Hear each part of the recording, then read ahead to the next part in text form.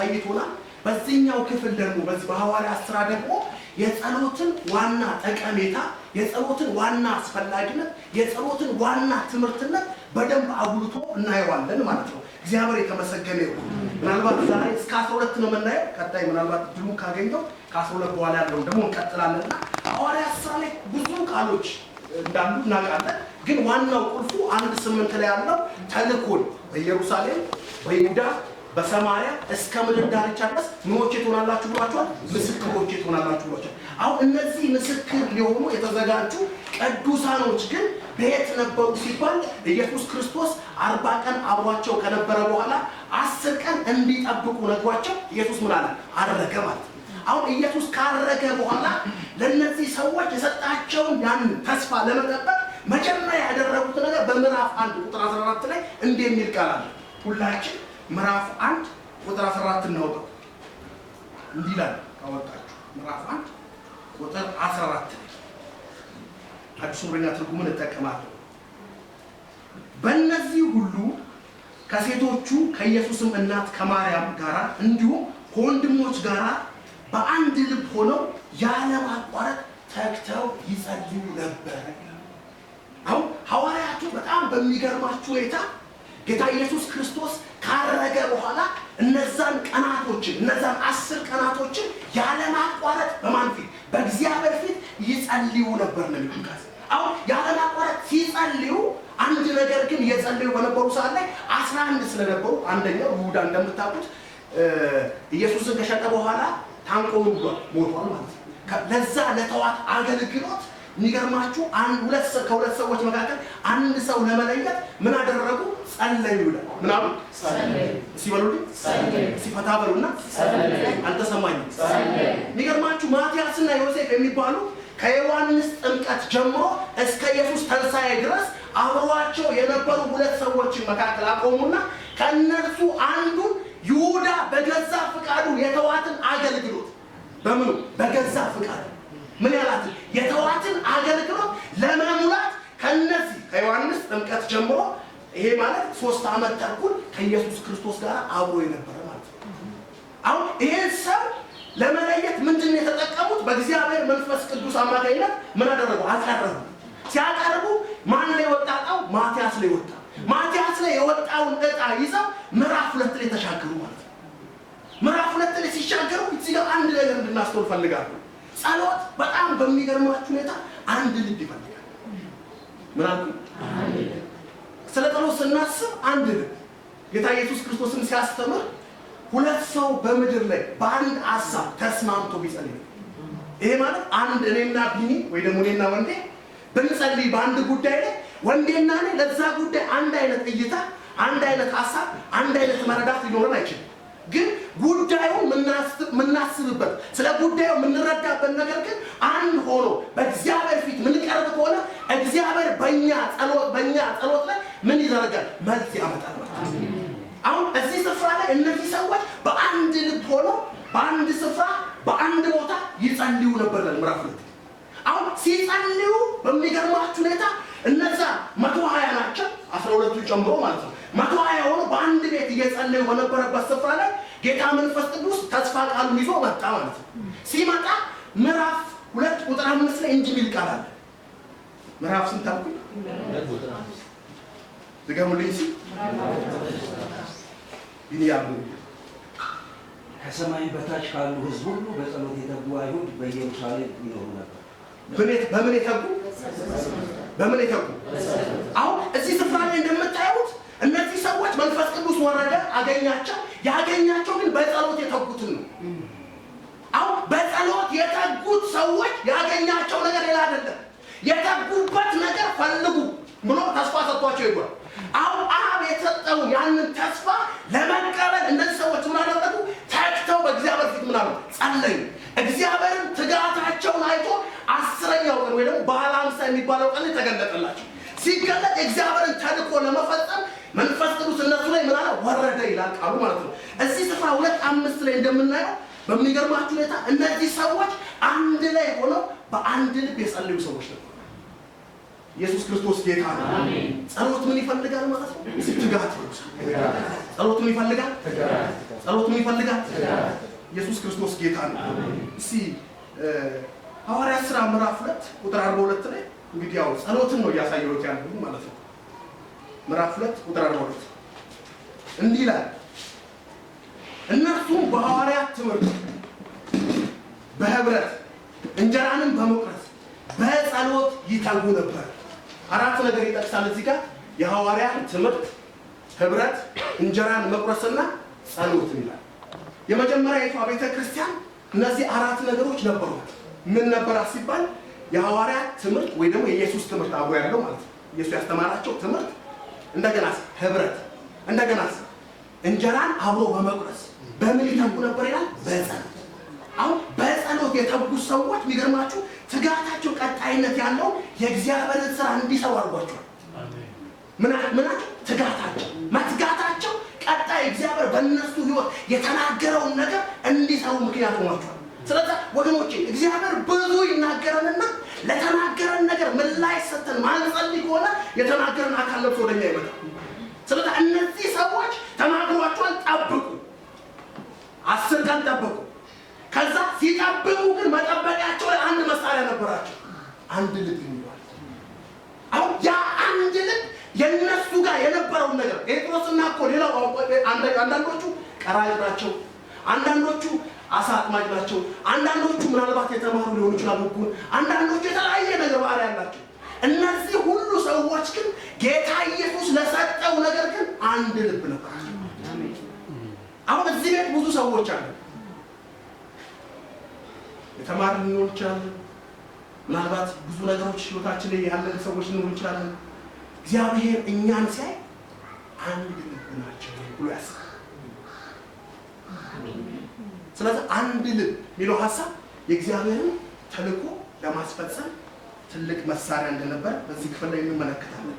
ሐዋርያት ሥራ ላይ ምዕራፍ 2 ላይ ይሄንን ካል ምዕራፍ 3 ላይ በሚገርማችሁ ሁኔታ ጴጥሮስና ዮሐንስ ስለሚባሉ ሰዎች እንጀምረው። አንድ ቀን ጴጥሮስና ዮሐንስ በጸሎት ጊዜ ያው ከቀኑ 9 ሰዓት ወደ ቤተ መቅደስ ይወጡ ነበር ይላል። ከቀኑ 9 ሰዓት ጴጥሮስና ማን? ዮሐንስ። ለምን ስትሉ እነዚህ ሰዎች አይሁዳውያን ስለሆኑ አይሁዶች ደግሞ በቀን 3 ጊዜ የመጸለይ ልምድ ነበራቸው። የመጀመሪያው ማለዳ 3 ሰዓት ላይ ነው፣ ቀጣይ 9 ሰዓት ላይ ነው። ከዛ ደግሞ ፀሐይ ስትጠልቅ ይጸልዩ ነበር። እነዚህ ሰዎች የሚጸልዩ ሰዎች ናቸው። ሊጸልዩ ወደ ቤተ መቅደስ ሲደርሱ አንድ ሰው ምን ጠየቃቸው ይላል? ገንዘብ ጠየቃቸው። አሁን ሲጠይቃቸው ልክ ቢኒ እንደማየው ምናልባት በቃ ስለ እግዚአብሔር ብሎ ሊጠይቃቸው ይችላል። አሁን እነሱ በሚጠይቅበት ቋንቋ ይጠይቃቸው። ሲጠይቃቸው እነሱ ብርም የለንም ወርቅም የለንም፣ ግን ያለንን እንሰጣለን። አሁን ያለንን ምንሰጥ እኛ ያለን ብር አይደለም፣ እኛ ያለን ወርቅ አይደለም፣ አንተን ከዚህ ጋር አስነስቶ የሚያንቀሳቅስ። አሁን ይሄንን የሚያንቀሳቅሰው ነገር እንዴት ነው ያገኘው ያ ሰው ስትሉ እነዚህ ሰዎች ጋር ትኩር ብሎ ሲመለከታቸው ሰዎቹ የሆነ ነገር አላቸው። ለምን ስትሉ ሰዎቹ የጸሎት ሰዎች ናቸው። አሁን የጸሎት ሰው ስለሆኑ ከጸሎት የሆነ ነገር እንዳለ ሰውየው ባያውቅም መጽሐፋችን ግን ያስተምረናል። ስለዚህ ሰውየው ምን አገኘ ሲባል ከእነሱ ኃይል አገኘ። ምን ማለት? የሚንቀሳቀስበት፣ ሽባነቱ የሚተረተርበት። እዛ ውስጥ አልገባም። ይሄ ሰው ያንን ካገኘ በኋላ ወዴት ገባ? ወደ ቤተ መቅደስ ዘርሮ ገባ። ሰውየው እኮ ለ40 ዓመት ሙሉ እየተሸከሙ ነው እኮ የሚያመጡት ቤተ መቅደስ ደጃፍ። ግን የዛን ዕለት ታሪክ ተቀየረ። አሜን። ለምን ስትሉ ሰውየው የጠየቀው ጥያቄ እግዚአብሔር ለስራ ፈልጎበት ነበር። አሁን ሰውየው ለጠየቀው ጥያቄ የፈለገው እግዚአብሔር አንድ ነገር ሊያደርግ በእነሱ መካከል ራሱን ሊያሳይ። አሜን። ማንን ሊያሳይ? እግዚአብሔር ራሱን ያሳያል። እውነት እግዚአብሔር ራሱን ያሳያል። እግዚአብሔር ራሱን ካለ ምስክር አይተውም። አሁን ኢየሱስ ክርስቶስ ሞተ። ከዛ በኋላ 10 ቀን ጠበቁ። ከ10ኛው ቀን በኋላ መንፈስ ቅዱስ ተሞሉ። ከዛ ምዕራፍ 3 ላይ የተጀመረው ነገር አንድ ነው። ወደ ጸሎት ስፍራ ሲሄዱ ምን መጣባቸው? ይሄንን ነገር አደረጉ። ከዛ በኋላ የመጣባቸው እንደዚህ ማጠቅ አለበት። የመጣባቸው ስደት ነበር። አስቡት። ይሄ ስደት ምዕራፍ 4 ድረስ ይቀጥላል። ተገረፉበት፣ ተመቱበት፣ ብዙ ነገር አገኙበት፣ ታሰሩበት። ነገር ግን ምዕራፍ 4 ላይ እነዚህ ሰዎች ልማድ አላቸው። እስቲ ልማድ በሉ እስቲ። ጌታ ልማድ ያብዛል። አሜን። የጸሎት ልማድ ይብዛል። አሜን። ወገኖቼ እነዚህ ሰዎች እንደ ልማዳቸው ነው የሚሎካሉ። እንደው አንድ በጣም የሚደንቀኛል። አንድ ጊዜ ብዬ እዚህ ያገለገለ ዳንኤል ስለሚባል ሰው አይሁዳዊ ነው፣ በባቢሎን የሚኖር ሰው ነው። ይሄ ሰው የሚገርማት ነገር ልማድ ነበረው። ምን የማለት ልማድ? የመጸለይ። ንጉሥ ደግሞ ምን አወጣ? ህግ አወጣ። የንጉሥ ሹማምንቶች ህግ አወጡ ዳንኤልን ለማስቆም። አሁን ዳንኤልን ለማስቆም ልማዱን ለማስቆም ህግ ወጣ። ህጉ ምን አለ? ጸና ማለት ነው። 127 ሀገር ሙሉ ተበተነ፣ ጸና። ዳንኤል ግን እንደ ልማዱ እስኪ በሉልኝ ሲል ደግሞ አሁን እንደ ልማዱ መስኮቱን ከፍቶ ትናንት እንደሚያደርገው መስኮቱን ከፈተና ከአምላክ ጋር መነጋገር ጀመረ። አሁን እነዚህ ሰዎች እንደዚህ ብታደርግ በተራበ አንበሳ ጉድጓድ ትጣላለህ የሚል ህግ አለ። ነገር ግን ሰውየው ልማዴ ከሚቆም የተራበ አንበሳ ጉድጓድ ውስጥ ብጣል ይቀለኛል አለ ማለት ነው። ከዛ ከተጣለ በኋላ ንጉሥ ዳርዮስ መጣና በእውኑ የምታመልከው አምላክ አድኖሃልን? ወገኖች ጸሎት ከተራበ አንበሳ ያድናል። አሜን። ይሄ ነው ጸሎት እኮ መጸለዩ። የተራቡ አንበሶች ዳንኤልን ምንም መንካት አልቻሉም። ለምን ሲባል አንበሶቹ ይራቡ እንጂ የጠራው እግዚአብሔር መፍትሄ ነበሩ። አሜን። ወገኖቼ ጸሎት መልስ አለው፣ መፍትሄ አለው። ኢየሱስ ክርስቶስ ጌታ ነው። ይቀጥላል ሐሳቡ። እነዚህ ሰዎች ከጸለዩ በኋላ ምዕራፍ 4 ቁጥር 29 ጀምሮ ስትመለከቱት ቁጥር 31 ላይ እንዲህ ይላል፣ ከጸለዩም በኋላ የነበሩበት ስፍራ ተናወጠ፣ በሁሉም ላይ መንፈስ ቅዱስ ተሞሉ፣ የእግዚአብሔርን ቃል በድፍረት ተናገሩ። አሁን በሚገርማችሁ ሁኔታ የመጣባቸው ስደት አለ፣ የመጣባቸው ግርፋት አለ፣ የመጣባቸው መታሰር አለ። ነገር ግን አንድ ነገር ነው ያደረጉት፣ ምላሽ የፈለጉት።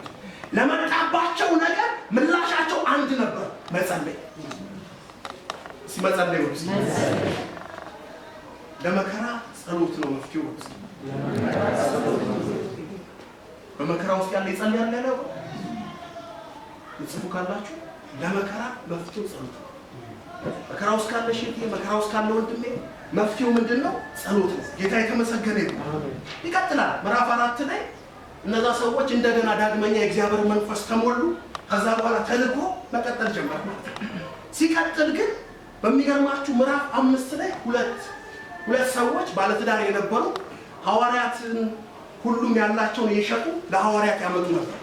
ሐናናና ሰጲራ የሚባሉ ሁለት ሰዎች አንድ ነገር አስበው በልባቸው ሲሸጡ የራሳቸው፣ ከዛ ከሸጡ በኋላ ግን ሰሰቱና ግማሹን ቤታቸው አስቀምጠው ግማሹን ደግሞ ወደ ይዘው መጡ፣ ወደ ጸሎት ቦታ ይዘው መጡ። ከዛ በኋላ ጴጥሮስን ከመንፈስ ቅዱስ ጋር ሆኖ ቤት ስትሉ በጸሎት ቦታ፣ አሁን የሚሰባሰቡበት ቦታ የጸሎት ቦታ ስለነበረ በጸሎት ቦታ መንፈስ ቅዱስን ሊዋሹታቸው። አሁን መንፈስ ቅዱስን ተዋሹት ማን ነው? ሴጣን በልባቸው ለምን ሐሳብ ከተታራቸው?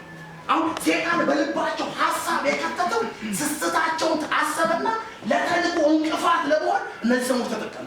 ሲጠቀም ጴጥሮስና መንፈስ ቅዱስ ግን ዝም አላሉ።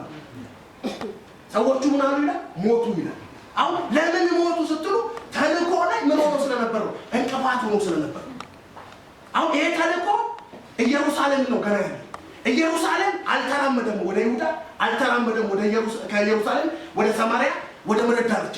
ወደ ምድር ዳርቻ ያልተራመደው የእግዚአብሔርን ተልእኮ አሰበና እግዚአብሔር በእነዚህ ሰዎች ላይ እጁን ማሳየት ጀመረ። አሁን እጁን ሲያሳይ በሚገርማችሁ ሁኔታ ሰውየው መጀመሪያ ሞቱ፣ ጎበዛ አስቀበሩት። ከዛ እሷም መጣ ስትጠየቅ የተመለሰችው ያንኑ በመለሰችው ነገር ጴጥሮስ ደስ አልተሰኘም። አሁን ባልሽን የቀበሩ ጎበዛት ይመጣሉ፣ አንቺን ይወስዱሻል። ወዲያ ወድቃ ሞተች። ኢየሱስ ክርስቶስ ጌታ ነው። ወገኖቼ ጸሎት ቦታ ምን አለ? መፍትሄ አለ። እንደምታውቁት ሐዋርያት 6 ላይ በጣም ከኢየሩሳሌም ውጪ የነበሩ ከግሪክ ሀገር የመጡ ሰዎች እና በኢየሩሳሌም የነበሩ ሰዎች መካከል በምግብ ማደል ምን መጣ ይላል? ትንሽ ክርክር መጣ።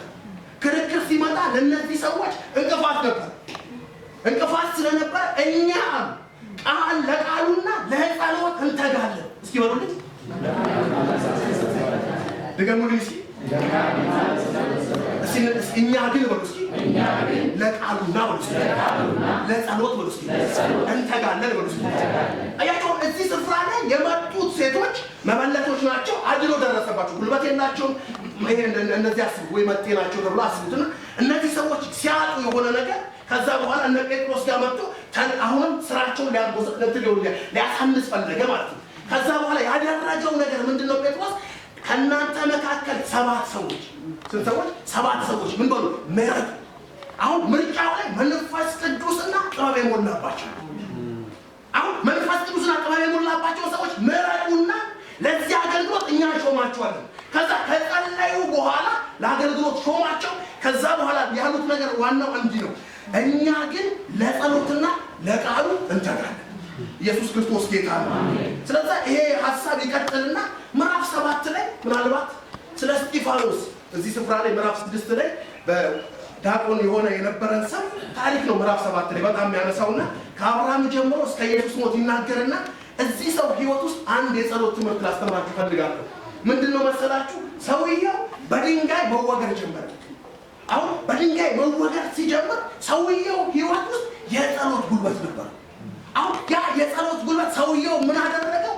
የሚያደርጉትን አያውቁምና ይቅር በላቸው። ጸሎት ምህረት ያሰጣል። ምህረት ያስገኛል ብቻ ሳይሆን ምህረትን ያሰጣል። ምህረት ያሰጣል ነው። ጌታ የተመሰገነ ይሁን። ስለዚህ አገልግሎት ሲዘጋጅ ምናልባት ወንድሞቻችሁ በእህቶቻችሁ ልባችሁ ከብዶ ካለ ጸሎታችሁ እንዲሰማ ወደ ሰማይ እንዲሄድ ከፈለጋችሁ ምህረት አለ። ከእስጢፋኖስ በላይ አስተማሪ ሰው የለም። ከኢየሱስ በላይ አስተማሪ ሰው የለም። እስጢፋኖስም ኢየሱስም እየሞቱ ነው ምህረት አድርጉ። ምህረት ማድረግ ለጸሎታችን መልስ ማቅረብ ነው። ስለዚህ ወገኖቼ በብዙ ጉዳይ ሰው ላይ ልታዝኑ ትችላላችሁ። ሰው ሊያሳዝናችሁ ይችላል። ግን በሚገርማችሁ ሁኔታ እየሞቱ ይቅር ያሉ ሰዎች አሉ። ምን እያሉ? አልተሰማኝም ምን ያሉ ሰዎች አሉ? አሁን ለምን ሲባል ጸሎት እንዲሰማ ጌታ ኢየሱስ ክርስቶስም ጸሎትን ሲያስተምራቸው የበደሏችሁን ሁሉ ይቅር እንደምትሉ። ክርስትና መበደል ብቻ አይደለም፣ መበደል ኖሮበት ማለት ነው። የተበደለው ሰውዬ ይቅር ምን ያለው ሰውዬ? አልተሰማኝም ዳምን ይሄ ነው። ስለዚህ እኛ ልብ ውስጥ እግዚአብሔር በእኛ መሰዊያ ላይ እንዲመጣ እጁ እንዲገለጥ ከፈለግን ማድረግ ያለብን ነገር ምን ነው ታውቃላችሁ? ተበድለን ይቅር ማለት። ምን ብለን? ጌታ የተመሰገነ ይሁን። እስጢፋኖስ ይሄን ያስተማረ። እስጢፋኖስ ይቅር ከማለቱ በፊት ያየው ኢየሱስን አለ። ኢየሱስን ሲያይ በደል ይዞ መሄዳቸው ወገኖች፣ ኢየሱስ የሚታየው በቃ ንጹህ ልብ ሲኖር ብቻ ነው። ይቅርታ ልብ ሲኖር ብቻ ነው። እግዚአብሔርን ይቅር ካላልኩኝ ወንድሜን ይቅር ካላልኩኝ እግዚአብሔርን እኔን አይሰማኝም፣ መስዋዕቴንም አይቀበልም። ስለዚህ መስዋዕታችንን እንዲቀበል እኛን ይቅር ካላልን መስዋዕታችንን አይቀበልም፣ ወደ እኛ አይመጣም፣ ከእኛ ጋር ህብረት የለም። ምን ያሉ ሰዎች? የተጉ ሰዎች እስጢፋኖስን ቀበሩት ይላል አዲሱ መደበኛ ትርጉም። ይሄ ቃል በጣም ይገርማል። እንዲህ ነው የሚለው በመንፈስ ምን ያሉ የተጉ ሰዎች እስጢፋኖስን ቀበሩ። ጸሎት መንፈሳዊ ነገር ነው። ጸሎት የሆነ በጣም በሚገርማችሁ ሁኔታ እዚህ ስፍራ ላይ ይሄን ሐሳብ ሲዘጋጅ ሳይ በጣም ደነቀ። እነዚህ ሰዎች ማለት እስጢፋኖስ ከሞተ በኋላ ሁሉም ወደ በየአቅጣጫው ተበትነው አሁን እዚህ ጋር የተገኙት እስጢፋኖስ የሞተበት አካባቢ የተገኙ ሰዎች በጣም የበረቱ ሰዎች ነበሩ። ስለበረቱ አስክሬን ለመውሰድ አልፈሩም። ለምን ካላችሁ እነሱ ያውቁታል ያመኑት። አሁን የእስጢፋኖስ መሞት ተልእኮ እንዲራመድ ምክንያት እንደሆነ ሰዎቹ ተገባቸዋል ማለት ነው። አሁን ሰዎቹ ስለገባቸው ተልእኮ ወደ ከኢየሩሳሌም ወደ ይሁዳ ወደ ሰማርያ ይደርሳል። ነገር ግን ይሄ የሞተው ወንድማችንን ለመቅበር አስክሬኑን ጠይቃለን። አሁን ለምን ጠየቁ ስትሉ ተልእኮ ቀጥሏል፣ ተበታትኗል ሰዎቹ ግን ስለበራቱ ጠይቀዋል። ወገኖቼ ስደት ለተልእኮ ትልቅ ኃይል ነው። እዚህ ስፍራ ላይ ይሄን ነው የሚለው ኢየሱስ ክርስቶስ ጌታ ነው። ጌታ ይባረክ። ጌታ ይባረክ። ምዕራፍ 9 ላይ ስለ ጸሎት በጣም መጽሐፋችን በደንብ ያስረዳናል። ሳኦል ስለተባለ በእስጢፋኖስ ሞት ልብስ የያዘ ሰው ይሄ ልብስ የያዘው ሰውዬ በሚገርማችሁ ሁኔታ አንድ ነገር ነው። እስጢፋኖስ ሞቱ ላይ እጁ ነበረ። ነገር ግን እስጢፋኖስ ከሞተ በኋላ ሰውዬው ወጥቶ በደማስቆ መንገድ ላይ ምን እያለ ነው? እያሳደደ እየተራመደ ነበር። ነገር ግን በደማስቆ መንገድ ላይ ተልኮ ወደ ይሁዳ ወደ ሰማርያ እየሄደ ስለነበረ ጌታ ኢየሱስ መካከል ጋር ቆመና ማንን ተገናኘ ይላል? ሳኦልን ተገናኘ። ሲገናኘው በታላቅ ብርሃን ነው የተገናኘው። አሁን ይሄ ብርሃን የሰውየውን አይን ምን አድርጎታል? አጥፍቶታል። ካጠፋው በኋላ የሚገርማችሁ ነገር ምዕራፍ 9 ቁጥር 11 እና 12 ስትመለከቱ ሰውየው ማየት አልቻለም። እየተመራ ወዴት ገባ ይላል? ወደ አንድ ቦታ እንደገባ ይናገራል። ወደ ይሁዳ እንደገባ ይናገራል። ከገባ በኋላ ሳኦል 3 ቀንና 3 ሌሊት እየጸለየ ነበር። ስንት ቀን? አልተሰማኝም። 3 ቀንና 3 ሌሊት። ስንት ቀን? 3 ቀንና 3 ቀን 3 ሌሊት እየጸለየ ማን መጣለት? ወደሱ ሐናንያ የተባለ ደቀ መዝሙር መጣና ያለው ነገር ወደሱ እንደተላከ ከዛ በኋላ ሲጸልይለት ከዓይኑ ላይ ቅርፊት እንደሚወድቅ ልክ ጸለይለት ከዓይኑ ምን አለ? ቅርፊት ወደቀ። ጳውሎስም በላ በረታ። ኢየሱስ እሱ ክርስቶስ እንደሆነ እየጠቀሰ ተናገረ። ኢየሱስ ክርስቶስ ጌታ ነው። ስለዚህ ሐዋርያት ሥራ 9 ላይ ምን እናገኛለን? ጸሎት። ሲጸሎት ነው። እስኪ ጸሎት ስጣችሁ ይፋታ። ሲጸሎት ነው።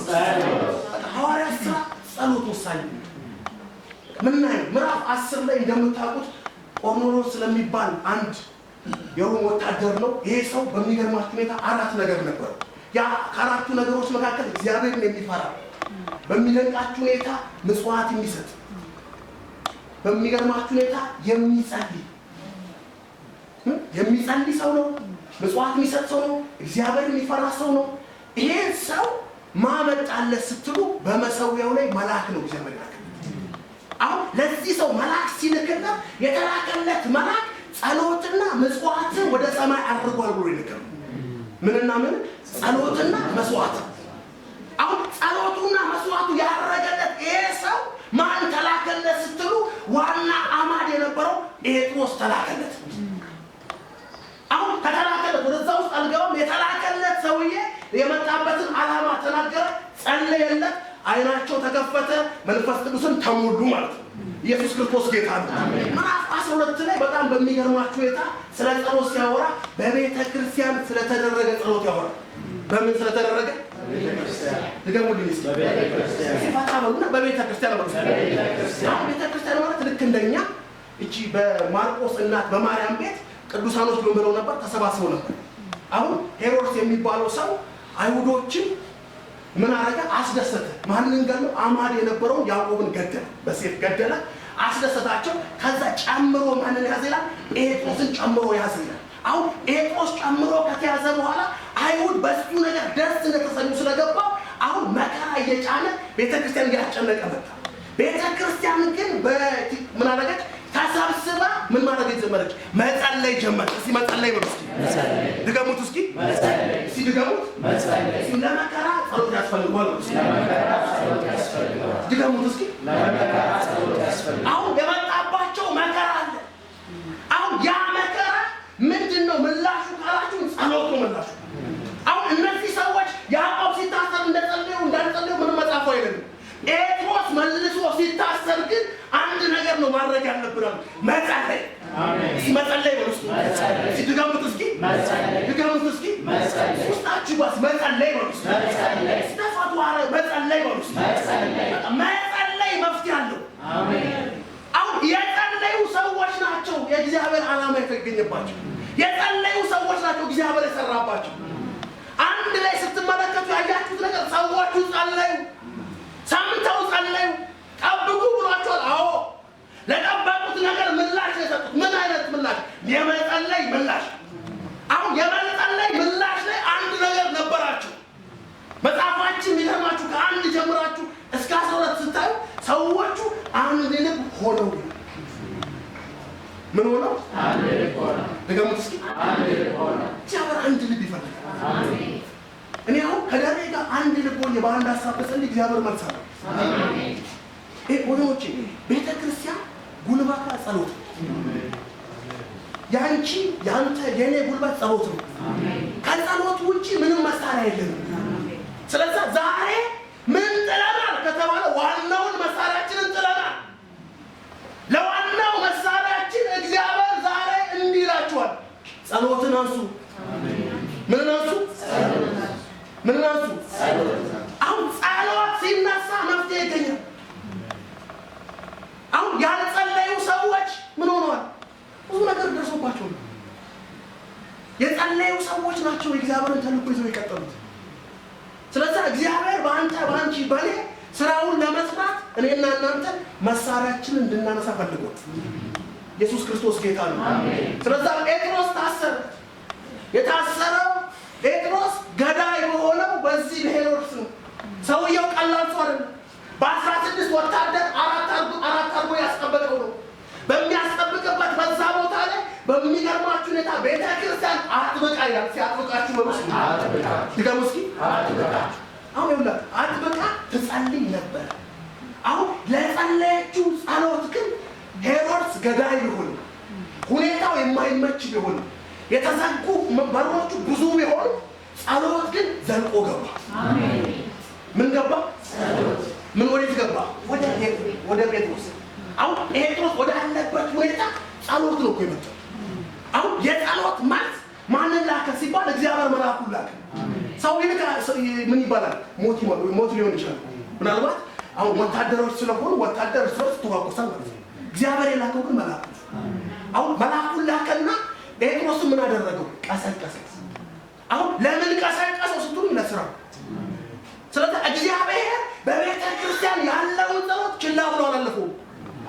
አሁን ያዕቆብ ሞቷል። አዎ ጴጥሮስ ጊዜው ስላልነበረ መሞቻው ጊዜው ስላልነበረ የጸሎት ኃይል ጴጥሮስን ከእስር ቤት አውጥቷል። አሜን። ወገኖች የጸሎት ኃይል ያወጣል። አሜን። የጸሎት ኃይል ያወጣል ነው። የጸሎት ኃይል ያወጣል። እውነት የሆነ ነገር የተያዘ ነገር አለ።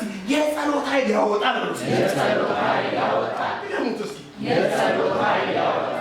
ስትጸልዩ ነው የምትወጡት። ማለት በምን ሁኔታ ውስጥ ነው እግዚአብሔር ለጸለየ ሰው መልሶ ነው ይመጣለታል። አሜን።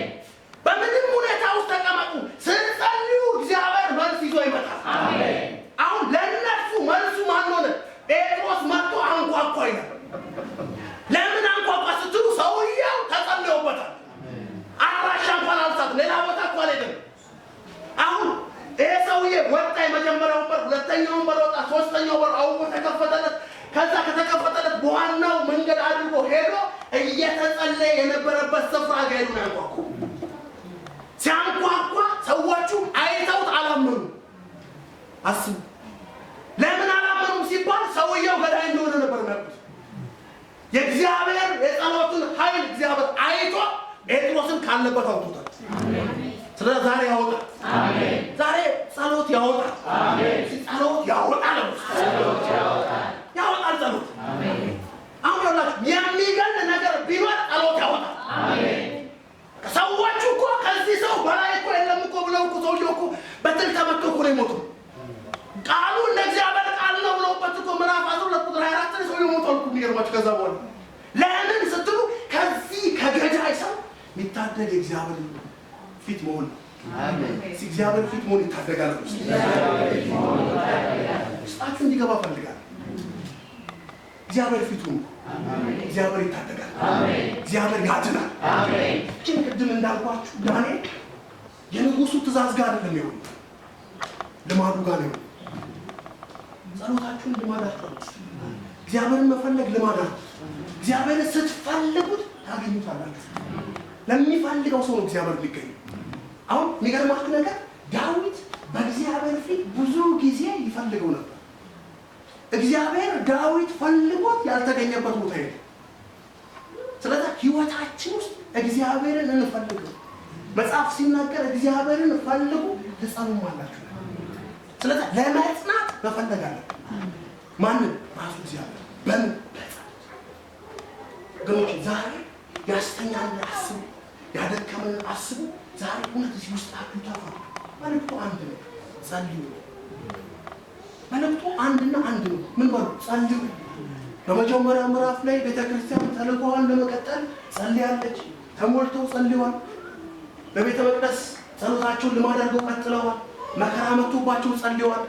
ጸሎት ስፍራ ላይ መንፈስ ቅዱስ አልተዋሸም። ምዕራፍ 6 ላይ ስራችን መጸለይ ነው አሉ። ምዕራፍ 7 ላይ ሰውየው ምህረት የሰጠው በጸሎት ነው አሉ። ምዕራፍ 8 ላይ በመንፈሳዊ ነገር ወይ ደግሞ በጸሎት የተጉ እስጢፋኖስን ቀበሩታል።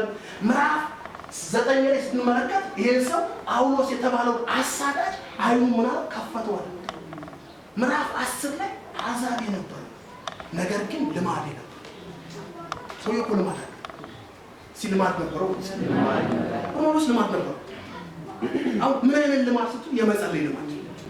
አሁን የመጸለይ ልማድ ስለነበረው ለዛ ልማዱ እግዚአብሔር ዝም አላለው፣ መጣለት። ኢየሱስ ክርስቶስ ጌታ ነው። ጌታ ይመጣል። ለሚጮህ ሰው ጌታ ይመጣል።